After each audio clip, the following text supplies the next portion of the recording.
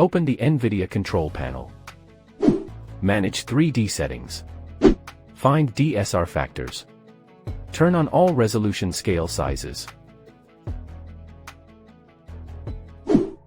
Click OK. Set DSR smoothness to 20%.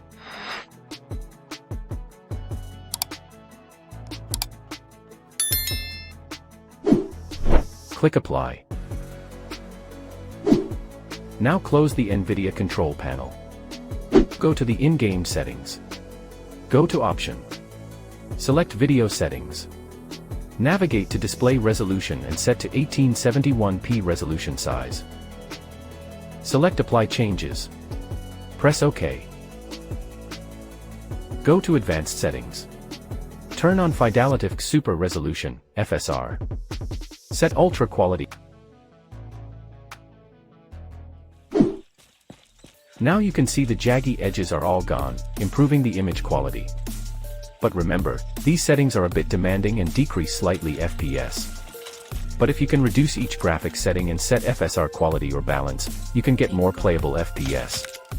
If you like this video and help to fix your problem, don't forget to like and subscribe. It's very helpful to me. Thanks for watching this video. See you next time.